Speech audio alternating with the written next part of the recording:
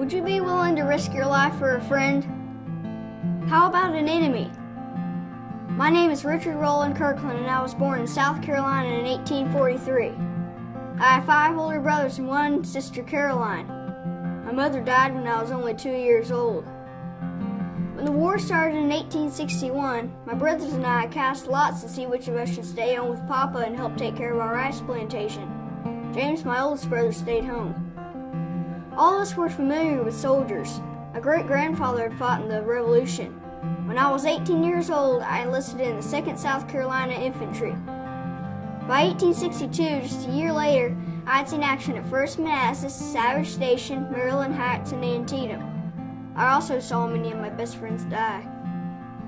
During the Battle of Fredericksburg on December 13, 1862, our unit formed behind a stone wall at a sunken road called Murray's Heights. As the Union troops came across the open field, our men fired upon them and rows of men were shot down. During the night, I heard the cries of the men as they suffered. The next morning, I saw thousands of Union soldiers on the field, wounded and without food, water, or medical treatment. I could no longer bear to hear their cries for help. I walked to the home where General Kershaw had set up headquarters. I asked if I could help the wounded, which he refused. Finally, I was able to change his mind, as I told him one should always strive to show compassion for his fellow man. He told me not to carry a surrender flag. I gathered all the canteens I could carry and filled them with water at a nearby well. As I crawled over the wall, shots rang out. I knew the Lord was protecting me as bullets whizzed by my head. As the Union soldiers saw that I was on a mission of mercy, the shooting stopped. As the soldiers screamed for water and help, I knelt beside each one and put his head on my chest and gave him a drink. Then, I took his knapsack, put it under his head, and straightened a broken limb. If his canteen was empty, I filled it with water. I did this for an hour and a half, and the Lord spared me.